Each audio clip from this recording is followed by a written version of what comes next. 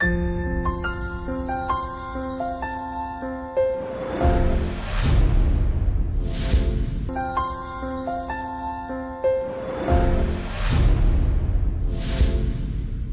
भारत मित्रों, एजुकेशन में आप सभी का स्वागत है। और मैं विक्रमादित्य टाक आज आपके लिए जीएसटी के अंतर्गत भारतीय संविधान और राज्य व्यवस्था का विषय लेकर के आया हूं। देखिए, राज्य व्यवस्था, भारतीय संविधान, इस पर प्रश्न कैसे बनते हैं, क्या बनते हैं, किस एग्जाम में किस प्रकार से पूछा जाता है, इन सारे प्रश्नों के उत्तर मैं आपको दूंगा और इसमें किस प्रकार से क्वेश्चंस आते हैं। देखिए, इसमें बेसिकली दो लेवल पर क्वेश्चन आता है। एक क्वेश्चन आता है एनालिसिस पे और दूसरा क्वेश्चन आता है फैक्चुअल पार्ट। तो हम दोनों चीजों को इस वीडियो के माध्यम से मैं आपको पढ़ाने वाला हूं कि किस प्रकार से फैक्चुअल पार्ट आएगा, किस प्रकार से एनालिसिस आएगा, क्योंकि फैक्चुअल पार्ट यूपीएससी और एसएससी का कहीं ना कहीं सिलेबस है और तथ्यात्मक जो प्रश्न है वो कहीं ना कहीं अगर हम देखने जाए तो वो प्रश्न आपको रेलवे, व्यापम और कई सारी एग्जाम्स में देखने को मिलते हैं। ठीक, तो आप सभी जो है मेरे इस वीडियो को लाइक कर सकते हैं और आपके मन में कोई भी क्वेश्चन आए तो कमेंट्स बॉक्स में जाकर जरूर लिखिएगा।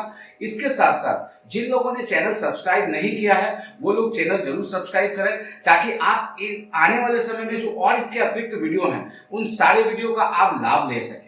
ठीक, तो भारतीय संविधान को पढ़ने के पहले मैं संविधान के स्वरूप कैसे बना हमारा, क्योंकि हमारा संविधान जो है उसके स्वरूप के बारे में एक सबसे महत्वपूर्ण चीज बताना चाहूंगा। हमारा संविधान एक लिखित संविधान है, परंतु ये लिखित बना कैसे, इसके स्वरूप को समझाने के लिए मैं आपको एक चीज बताना चाहता हूं।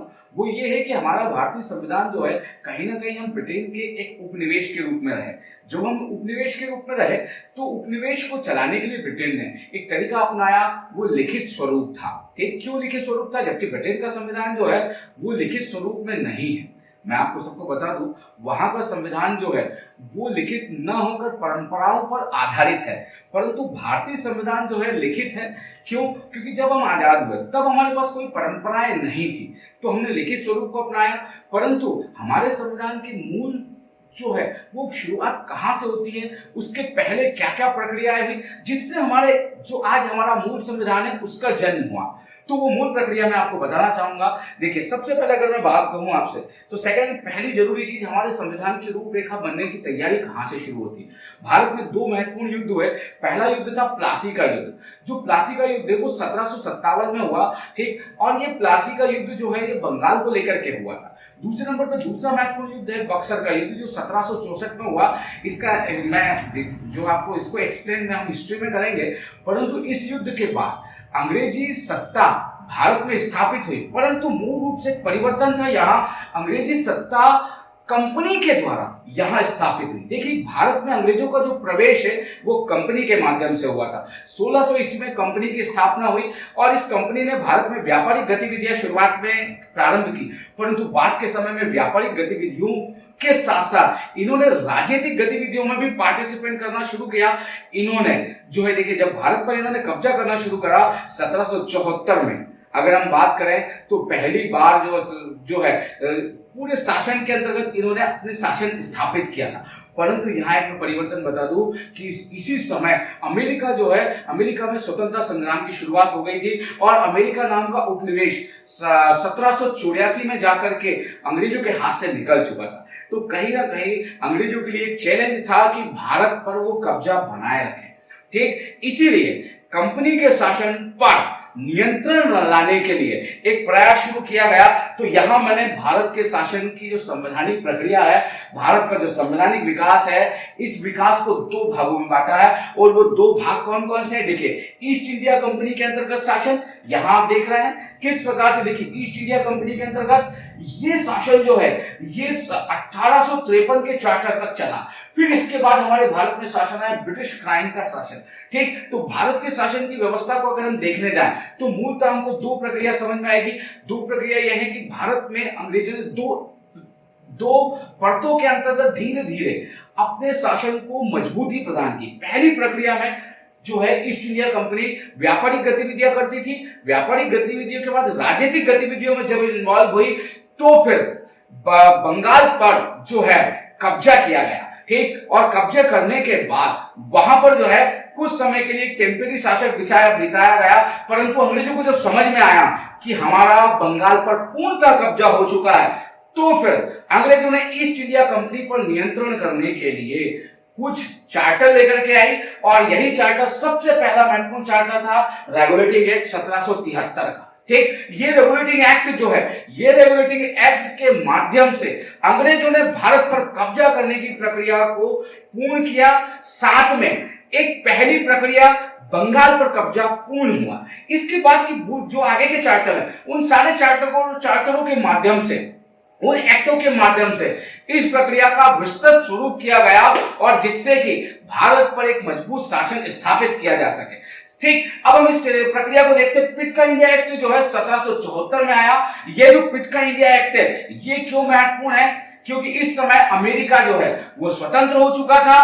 ठीक, तो इस एक्ट के माध्यम से कंपनी पर ब्रिटिश क्राउन की पकड़ को मजबूत किया गया, और यह पहला वैधानिक दस्तावेज है जिसके माध्यम से बताया गया कि भारत पर ब्रिटिश क्राउन का शासन है। ठीक, इसके बाद 1793 का चार्टर एक्ट आया, 1813 का चार्टर एक्ट आया, 1833 का चार्टर एक्ट आया, और 1853 का चार्टर एक्ट आया।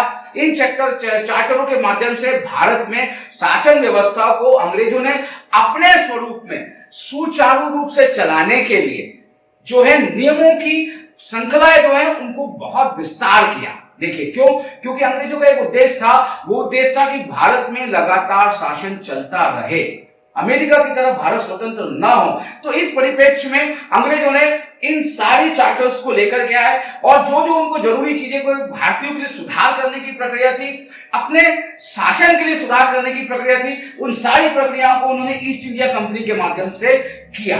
परंतु यहां एक महत्वपूर्ण दूसरा फैक्चुअल पार्ट आता है कि ऐसी क्या चीज हुई जिसके कारण ब्रिटिश क्राउन को डायरेक्ट आना पड़ा। वो था 1857 की क्रांति। 1857 में भारत में क्रांति हुई, और इस क्रांति के बाद ईस्ट इंडिया कंपनी के शासन को भारत से समाप्त करके हमको डायरेक्ट ब्रिटिश क्वीन और संसद के अंतर्गत लाया गया, और यहीं से जो है हम मान सकते हैं कि भारत पर ब्रिटिश क्वीन का शासन आया, और संसद की संसदीय प्रक्रिया के द्वारा भारत को नियंत्रित करना पूर्ण रूप से दिखाया गया। यहां अप्रत्यक्ष है और यहां प्रत्यक्ष है, ये दो चीजें बिल्कुल स्पष्ट होती है। अब भारत के शासन के लिए भारत शासन अधिनियम 1958, फिर इसमें और संशोधन करने के लिए भारत परिषद अधिनियम 1961। देखिए, परिषद का मीनिंग होता है सीधा एक सिस्टम कि एक व्यक्तियों का समूह जो कि नियंत्रणकर्ता के रूप में कार्य करता है। तो यह परिषद की बात आ रही है। ये भारत परिषद अधिनियम 1992, भारत परिषद अधिनियम 1909 और भारत शासन अधिनियम 1919, फिर भारत शासन अधिनियम 1935 और भारत स्वतंत्रता अधिनियम 1947। इस प्रकार से कुछ प्रावधान लाए गए।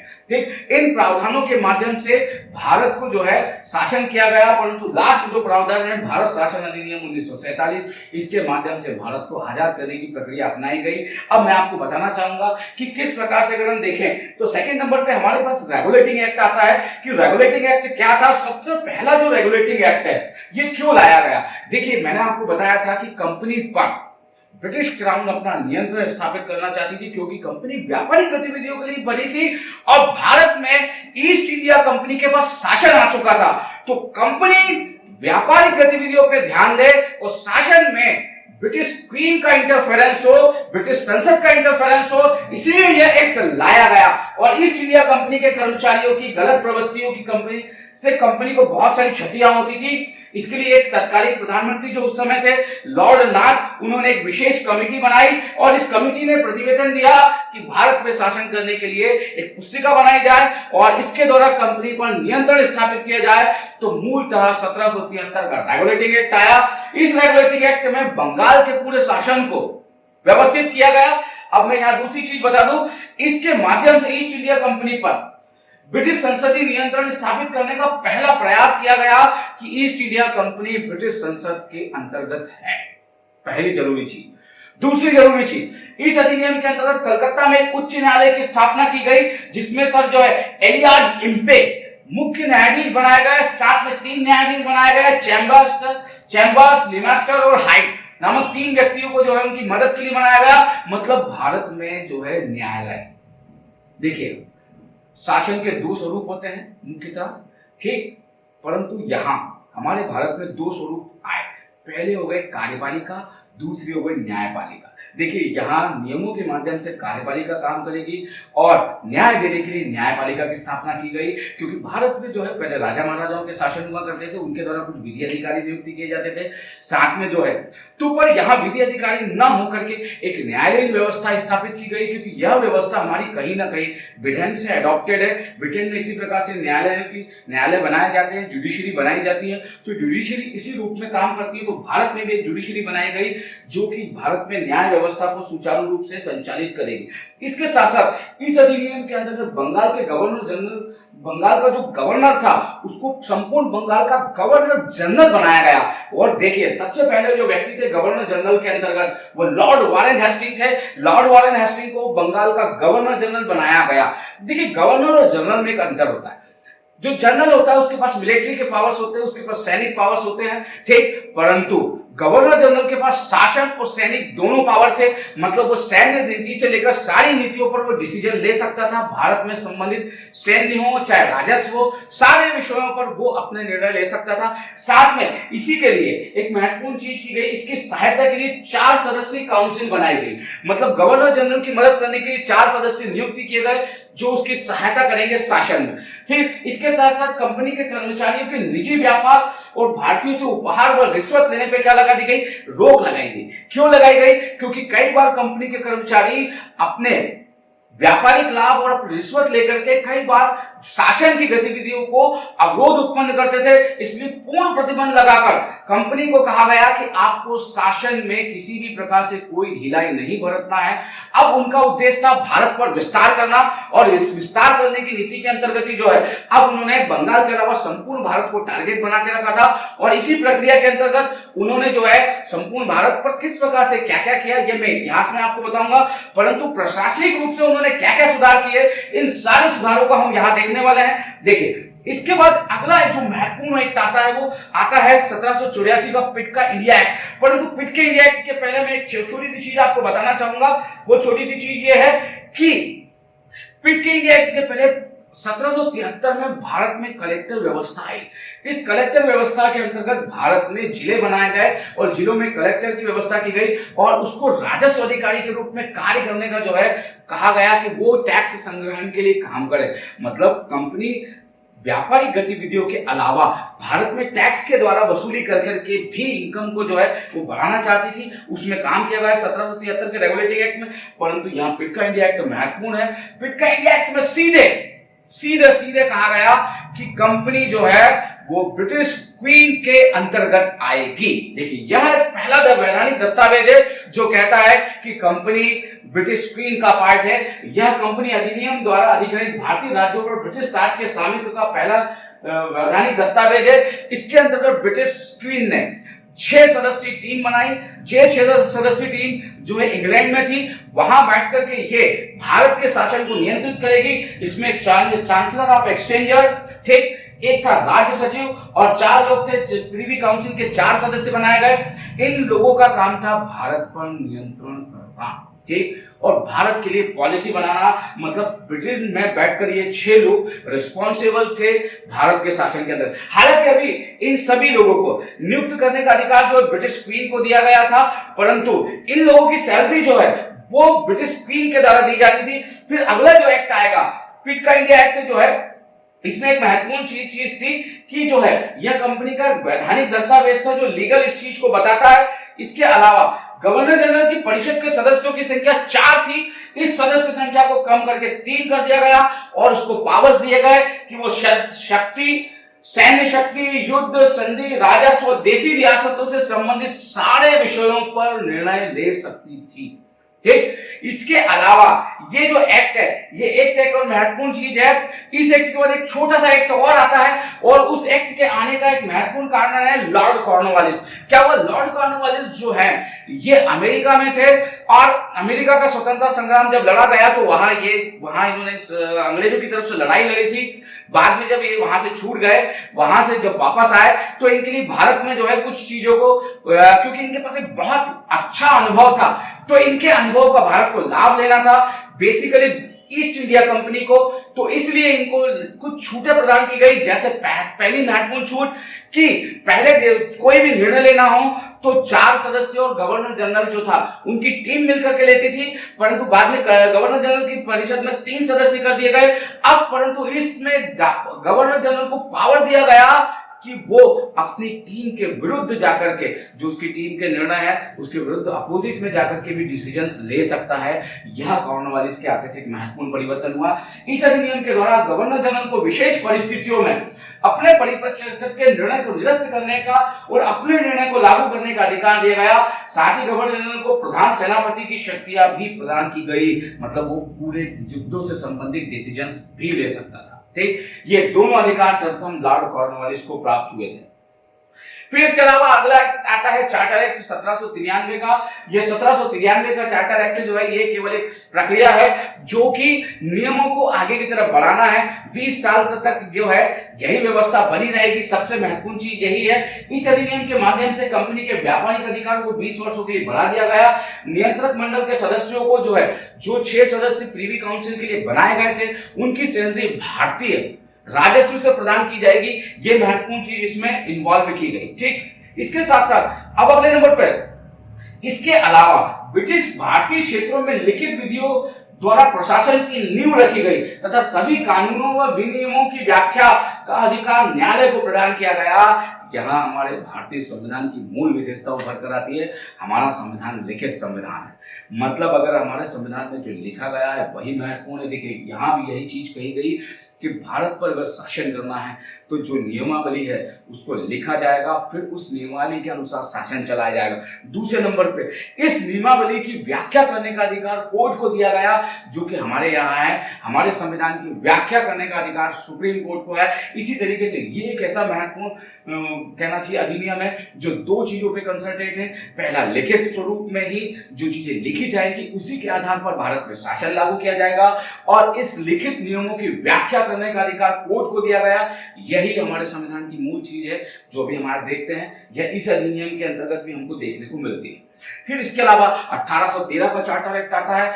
यह चार्टर एक्ट बड़ा महत्वपूर्ण है। यहाँ कंपनी को सीमित किया गया, कंपनी के अधिकारों को सीमित किया गया। मतलब कंपनी को कहा गया कि भारत में कंपनी के व्यापारिक अधिकार जो है वो चाय और चीन तक सीमित कर दिए गए। मतलब कंपनी जो है भारत में चाय और चीन के साथ जो उसके संपूर्ण व्यापारिक अधिकार है उन्हीं को लागू करेगी। देखिए यही एक महत्वपूर्ण चीज है। इस एक्ट के माध्यम से भारत में कंपनी के व्यापारिक अधिकार को समाप्त करके कुछ प्रतिबंधों के साथ अंग्रेजों को भारत में व्यापार करने की छूट मिली।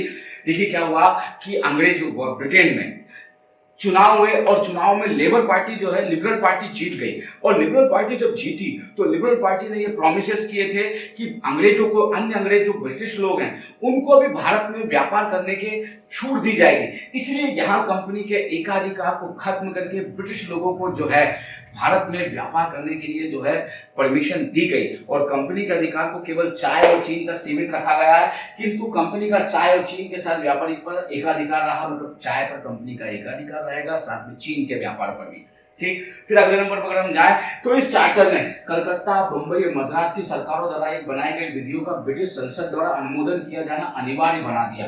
मतलब यहाँ एक महत्वपूर्ण चीज है कि अब संसद ब्रिटेन की उभर कर आ रही है, वो अपनी शक्ति दिखा रही है, और शक्ति के अंतर्गत अगर बंबई हो, चाहे कलकत्ता हो, चाहे मद्रास हो, तीनों के गवर्नर जनरल द्वारा कोई भी नियम बनाया जाएगा तो उस नियम को ब्रिटिश संसद से पास कराना अनिवार्य होगा, तभी जाकर वो नियम भारत में लागू हो पाएगा। यह एक महत्वपूर्ण चीज थी। ब्रिटिश संसद की अनुमति के बिना कोई भी विधि लागू नहीं की जा सकती। ठीक, इसके अलावा इस एक्ट में भारत में शिक्षा के प्रचार के लिए 1 लाख रुपए की वार्षिक धनराशि व्यय का भी प्रावधान किया गया। साथ में भारत में ईसाई मिशनरी को धर्म प्रचार की भी अनुमति दी गई। देखिए यहाँ ब्रिटेन का मानना था कि हमको भारत में अगर शासन करना है तो हमको हमारी मानसिकता के लोगों को जो है चाहिए, तो उसी प्रकार से शिक्षा व्यवस्था को बनाना पड़ेगा ताकि भारतीय उस शिक्षा व्यवस्था के अनुसार पढ़ करके उनकी शासन में मदद कर सके। इसीलिए इस एक्ट में 1 लाख रुपए का प्रावधान किया गया, और उस 1 लाख रुपए के द्वारा जो है शिक्षा को बढ़ावा देने की बात की गई। साथ में ईसाई मिशनरियों को भी छूट दी गई कि भारत में शिक्षा के लिए काम कर सके, साथ में धर्मांतरण को लेकर के भी बहुत बड़े पैमाने पर कार्य किया जा सके। ठीक, साथ में जो है 1833 का चार्टर अधिनियम। देखिए जो है ये महत्वपूर्ण एक्ट है। इस एक्ट के अंतर्गत क्या क्या चीजें की गई? ब्रिटिश भारत में प्रशासनिक केंद्रीकरण की दिशा में यह अधिनियम बहुत निर्णायक कदम हुआ। क्यों? क्योंकि यहाँ एक सबसे महत्वपूर्ण चीज निकल कर आ रही है, वो यह है कि कंपनी का जो है उसके व्यापारिक अधिकार पूर्णतः समाप्त कर दिया गया। मतलब कंपनी का काम केवल भारत में शासन करना था, ना कि व्यापार करना। ठीक, इस अधिनियम ने बंगाल के गवर्नर जनरल को साथ में जो है भारत का गवर्नर जनरल बना दिया। तो यहाँ बंगाल का गवर्नर जनरल जो है वो संपूर्ण भारत का गवर्नर जनरल बन गया। अभी तक भारत में 3 यूनिट के रूप में काम होता था, 3 अलग अलग प्रेसिडेंसियां थी। बंगाल अलग थी, मद्रास अलग थी, बॉम्बे अलग थी, परंतु तीनों प्रेसिडेंसियों को एक करके जो है यहाँ पर फिर एक व्यवस्था स्थापित की गई। अभी तक विशेष एक चीज ये भी थी कि भारत में 3 प्रेसिडेंसियां पहले छोटी छोटी थी, परंतु इन 3 प्रेसिडेंसियां बड़ी बड़ी हो चुकी थी। बॉम्बे भी बहुत बड़ी प्रेसिडेंसी बन चुका था, मद्रास भी बहुत सारी प्रेसिडेंसी बन चुका था, कई सारे भारतीय राज्यों को जीता जा चुका था। ठीक, और कई सारी संधियों के माध्यम से एक बिल्कुल जटिल तंत्र भारत में अंग्रेजों ने स्थापित कर लिया था। अब केवल संपूर्ण भारत को एक रूपता देने की जरूरत थी, इसीलिए इसको एक महत्वपूर्ण कदम माना जाता है। इससे संपूर्ण भारत का नियंत्रण एक व्यक्ति के हाथ में स्थापित हुआ, वो था बंगाल का गवर्नर जनरल, जो कि संपूर्ण भारत का गवर्नर जनरल बना। और लॉर्ड विलियम बेंटिक जो है भारत के प्रथम गवर्नर जनरल बने। ठीक, इसके अलावा मद्रास और बंबई के गवर्नर जनरल को विधायी शक्तियों से वंचित कर दिया गया। मतलब अब गवर्नर जनरल को विधायी या नियम बनाने की शक्ति नहीं थी। अब उनको जो है बंगाल के गवर्नर जनरल के अंतर्गत, जो कि संपूर्ण भारत के गवर्नर जनरल थे, उनके अंतर्गत ही काम करना था। ईस्ट इंडिया कंपनी को एक व्यापारिक निकाय के रूप में दी जाने वाली गतिविधियों को समाप्त कर दिया गया। अब यह पूर्णतः एक प्रशासनिक निकाय बन गया, अर्थात यह इसका काम केवल और केवल भारत में प्रशासन करना ही बचा। ठीक, इसके अलावा फिर आया 1833 का चार्टर एक्ट, जो है इसमें एक महत्वपूर्ण चीज थी। 1833 के चार्टर एक्ट में सिविल सेवकों के चयन के लिए खुली प्रतियोगिता का आयोजन शुरू करने का प्रयास किया गया। इस अधिनियम की धारा 87 में कहा गया कि रंग, जाति, धर्म के आधार पर कंपनी की सेवा में भारतीय को किसी भी पद, कार्य, रोजगार को हासिल करने से वंचित नहीं किया जाएगा। कालांतर में यही धारा प्रशासन में भारतीयों की भागीदारी हेतु मुख्य आधार बनी। देखिए, कहा गया परंतु दिया नहीं गया। ये एक सबसे महत्वपूर्ण चीज। यहाँ कंपनी के जो है कर्मचारियों को जो है उसमें भारतीयों को भी उच्च पदों पर जो है प्रतियोगिता के द्वारा भर्ती करने की बात की गई, परंतु किया नहीं गया। ठीक, इसका कारण यह था कि कोर्ट ऑफ डायरेक्टर के विरोध के कारण इस प्रावधान को बाद में समाप्त कर दिया गया। और एक और महत्वपूर्ण चीज आई, एक नए विधि सदस्य की स्थापना की गई। जो विधि सदस्य थे वो विधि परामर्श देने हेतु गवर्नर की जनरल में प्रथम विधि सदस्य के रूप में लॉर्ड मेकाले को शामिल किया गया। उसे केवल परिषद की बैठकों में भाग लेने का अधिकार दिया गया, परंतु जो है मतदान का अधिकार नहीं था। देखिए, गवर्नर जनरल की मदद के लिए, नियम बनाने के लिए, उन नियमों की ब्रिटिश ढंग से, सही ढंग से भारत में शासन के रूप में स्थापित करने के लिए एक विधि सदस्य अलग से बनाया गया, और यह विधि सदस्य लॉर्ड मेकाले। ठीक, फिर इसके अलावा 1834 में लॉर्ड मेकाले की अध्यक्षता में 4 सदस्यीय विधि आयोग का गठन किया गया, और यह विधि आयोग विधि से संबंधित सलाहें गवर्नर जनरल को प्रदान करता था। इस एक्ट के माध्यम से भारत में दास प्रथा को विधि विरुद्ध घोषित किया गया, और अंततः 1883 में दास प्रथा को समाप्त कर दिया गया।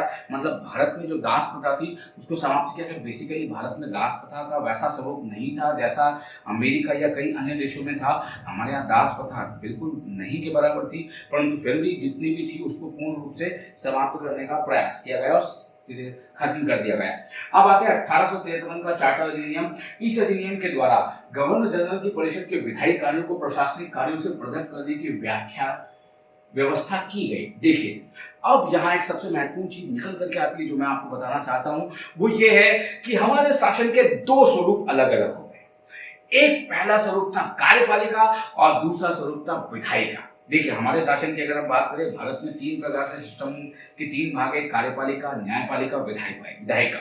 परंतु यहाँ अंग्रेजों ने पहली बार 2 भागों में कार्यों को विभाजित किया, कार्यपालिका और विधायिका। कार्यपालिका का काम है कार्य करना और विधायिका का काम है नियम बनाना। तो गवर्नर जनरल की परिषद के विधायी कार्यों को प्रशासनिक कार्यों से पृथक करने की व्यवस्था की गई, अर्थात विधि निर्माण हेतु भारत के लिए एक अलग 12 सदस्यीय विधान परिषद की स्थापना की गई।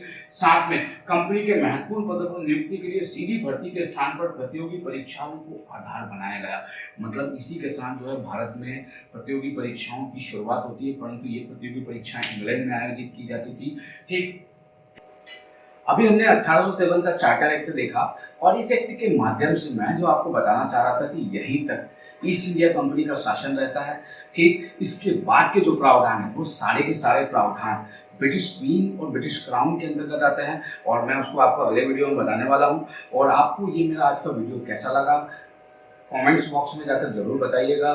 ठीक, ओके। फिर साथ में हमारे जो है लाइक करें, शेयर करें। जिन लोगों ने अभी तक हमारे चैनल को सब्सक्राइब नहीं किया वो सारे लोग सब्सक्राइब करें। और हमारा ये जो एजुकेशन का परिवार है ये सारी एग्जाम्स को टारगेट बना करके जो है ये काम कर रहा है, जिससे आप किसी भी एग्जाम को फोकस करना चाहें आपको सारी एग्जाम्स को फोकस आप आसानी से कर सकते हैं। हम इस स्तर का मटेरियल आपको यहाँ प्रोवाइड करा रहे हैं जिससे कि आप एसएससी हो, रेलवे हो, बैंकिंग हो, यूपीएससी हो, पीएससी हो, बहुत सारी एग्जाम्स को एक साथ टारगेट में लेकर के उस मटेरियल को पढ़ सकते हैं। ठीक, और हम आपको जो है इसके अलावा हम लाइव क्लास पर भी आने वाले हैं। बहुत जल्दी जो है हम लाइव क्लास लेने वाले हैं और जो भी बच्चे हमारी लाइव क्लास में पार्टिसिपेट करना चाहें डेफिनेटली वो हमारी लाइव क्लास का लाभ ले सकते हैं। आपको मेरा वीडियो कैसा लगा मुझे जरूर बताइएगा। Thank you. जय भारत।